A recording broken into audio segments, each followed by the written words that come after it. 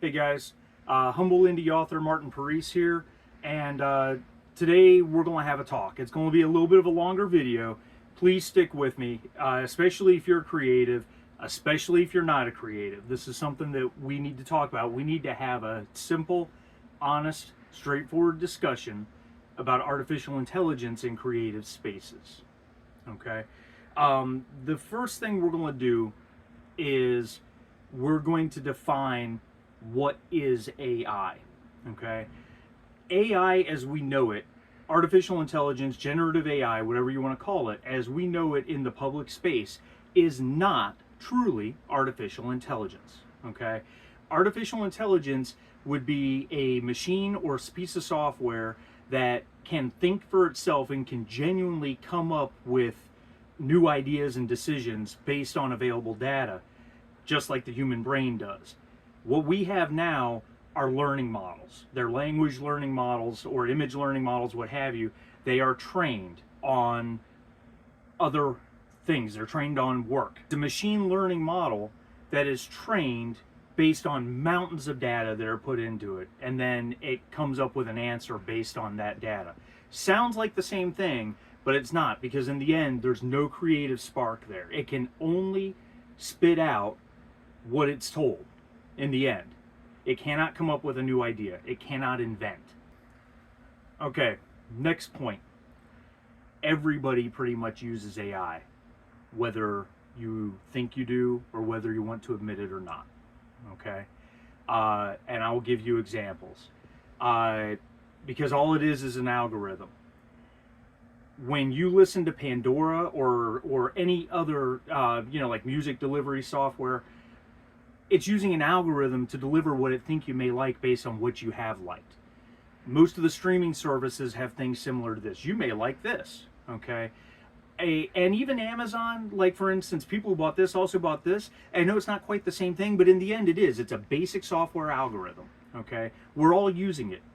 Now you have ChatGPT, which is becoming one of the most used search engines in the world. You know, it's coming up on Google pretty fast. And Google has their own AI now built into their search engine, right? You have art generating software, Midjourney, Stable Diffusion,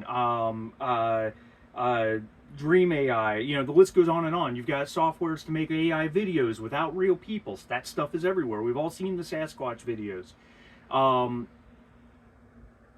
And there's AI writing tools. For those of you who are writers, you've got AutoCrit, which has AI writing tools. Now, they're not writing for you, but it does have some analytics through the algorithms that can be helpful. You also have others that are a little more insidious. Sudowrite literally advertises you can write your next book in 7 days using their software. It's because you put the bare bones of it into it, and it theoretically writes it for you. Microsoft Word has updated their grammar and spelling engines with Copilot, which is an AI software. And that will continue to integrate more and more into Microsoft Word. So the net effect is, if you don't think you're already using AI, you are on some level, even if you don't mean to. My confession, I have used AI. Let me be very clear. I have never used AI to write or help write any of my books. Okay? No content in any one of my novels or stories has ever been generated by AI, and that is a hill I will die on. Okay, and I can easily prove it because many of my books were written before AI became a thing. When I say I've used AI, I mean two things. Number one, when ChatGPT first started getting really big and known, somewhere around 3 or maybe 4 was about to come out, I started feeding parts of some of my novels to it just to get an analysis of the characters and what it thought the themes were. I had no real intention beyond just seeing what it would say, and it was interesting. I even had conversations with some of my characters. And that's also where it all started to fall apart, because I realized how often the AI is simply wrong. Okay, it really doesn't know, because it forgets after a certain amount of time. If you've messed with ChatGPT any period of time, you realize that after a while it forgets conversations you've had earlier. I have also used AI image generation in some of my role-playing game stuff. If you look at my website, you see a whole bunch of free stuff that I give away specifically for Alien RPG. I've written a whole ton of scenarios and adventures and a couple campaigns. I give those away for free to the community. I can't afford to hire an artist and commission an artist to do the cover of every one of those things I give away for free. I just can't do it. Is this a gray area? Yeah, and we can talk about that. Where does it become okay? When is it not okay? Is it okay to use software that's been trained on other people's work when it's not something you're charging for or trying to get commercial credit for? You're just simply giving it away to people. Is that okay? We can talk about that. A lot of people would say yes. Some people would say no, because in the end, you're still taking work away from human people. And I understand that conversation. The big one is, and this is what everyone needs to hear. Whether you are a creator, whether you are a creator who uses AI openly, whether you're a creator that uses AI surreptitiously because you know it's wrong, or whether you're a consumer of media and may or may not have an opinion on AI in general. Using generative AI to create work, especially creative work, is theft. Okay? And here's what's funny. Before anyone gets upset by that statement, because that's a very black and white statement, even ChatGPT agrees with that, because I asked it. And if you ask it, it'll tell you the same thing. And the reason for it is because generative AI is trained on thousands and thousands and thousands and thousands of pieces of work from people that try to sell that work for a living. 6 of my novels were put into AI without my consent. Mountains of paintings and photographs and drawings and songs and scripts, and it goes on and on and on, have been pushed into AI without the creator's consent and without any payment to the creator. And now that AI can create work just like it. Okay? Go on to Midjourney or go on to ChatGPT and ask it to make a picture of Conan the Librarian in the style of Frank Frazetta, and it'll do it. And it looks like something Frank Frazetta would produce. You know, from the artist's perspective,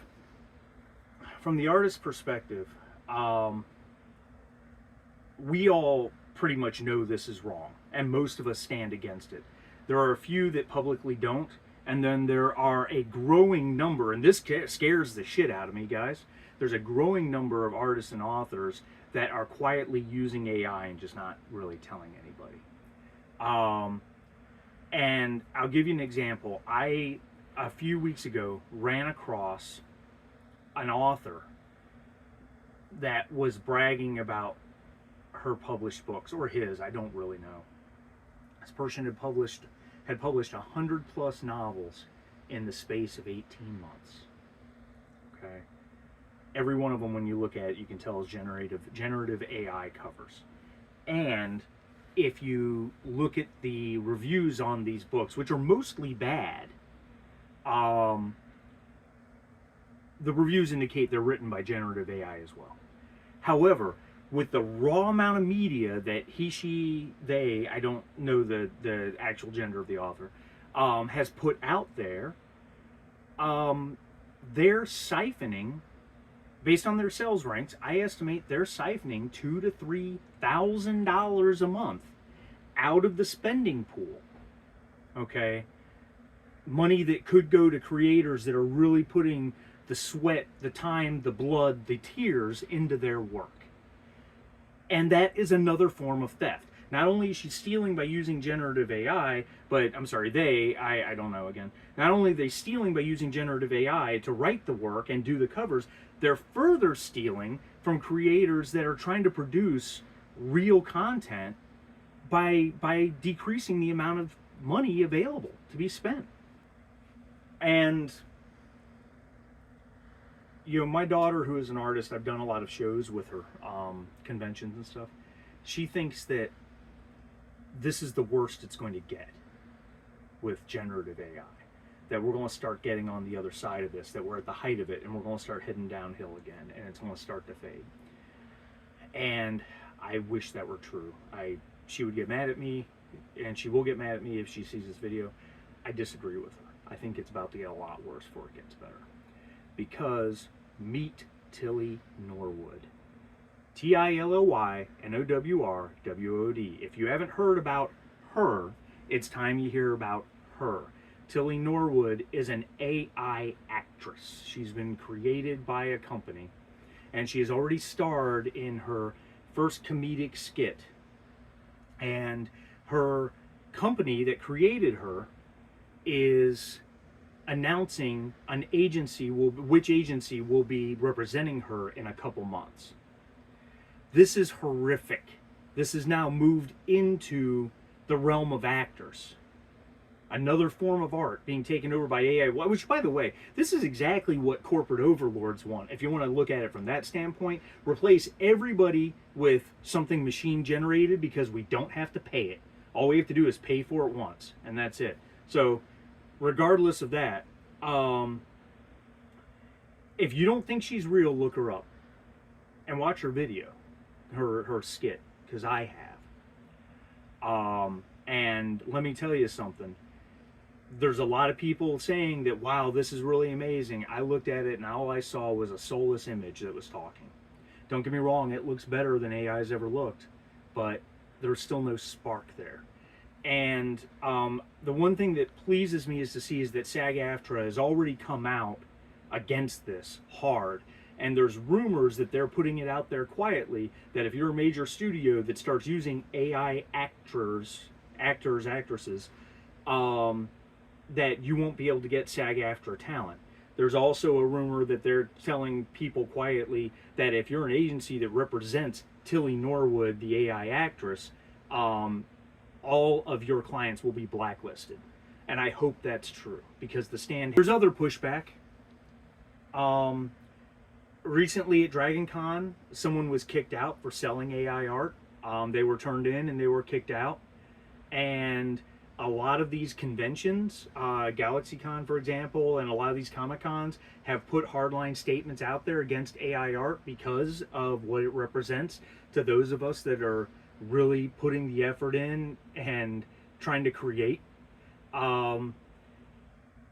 It's a step in the right direction. It feels like we're winning the fight, but we're not. It's going to get worse, and here's why. Tilly Norwood is the first tip of the iceberg. Every time we think we've hit the top and we're going to start heading back downhill, something new happens to elevate this conversation to an even higher level. And it's driven mostly by corporations, honestly, that just want to make a buck for the least amount of money possible.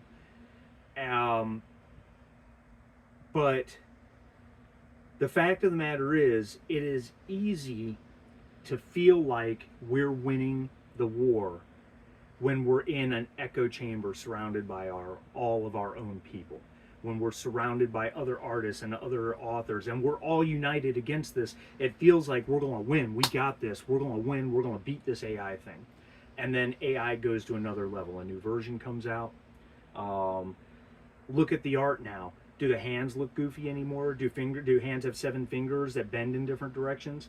Do swords in these pictures look melted like they used to? Or are spaceships not symmetrical anymore? It's getting better and better and better, and there's no sign showing it's going to stop getting better. AI video is starting to permeate everything. I want to talk about that. One of my books I was looking at on Amazon, and I saw 3 ads down at the bottom from indie authors. All 3 ads were using AI generated video. They grabbed the attention. They look good. And I know indie authors can't afford to pay someone to make a real quality high-end production video. They can't afford it. And even if they find someone who is reasonably priced, there's no way of knowing that that person didn't use AI to create it. So you see the quandary there. But these 3 indie authors have embraced an amount of AI. I don't think their covers are AI, and I don't think their books are AI. mainly because one of them, the books were written before AI really was a thing. But they've embraced AI in their marketing, and it's having an effect. They're selling books on Amazon. Um, if you stuck with me this long, my conclusion is less than hopeful.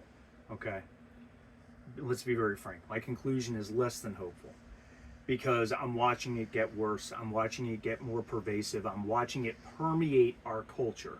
And this is where, if you're non-creative, I really hope you've watched this. Okay, and I hope you've stayed with it this long, because I hope you, and when I say non-creative, I don't mean that dismissively. I mean, you're just not an author, you're not an artist, you're not a musician, you don't produce video or films, whatever it is, and that's fine. I didn't mean anything by that, but if you don't create, I hope you've stuck with this so that you can see where we're going and where this is headed, because AI art will drive out human artistic creativity. And then all your media, your movies, your videos, your YouTube shorts, your pictures, all of your media, your books will be this soulless drivel that's just a constant recreation of the same thing over and over and over and over. When you read a book by an author who's really put it in, you can feel the passion when you read it. It can bring tears to your eyes. It can make you smile. It can make you laugh. AI art and AI books aren't going to do that. They'll make you go, oh, that's cool. And that's the end of it. That's the end of it. You never go past that point. But it will drive us out. And for my fellow indie creatives, if you've stuck with me this long, we are facing a very dire decision in the very near future. And that decision is, we die on our hill. We will not use AI no matter what.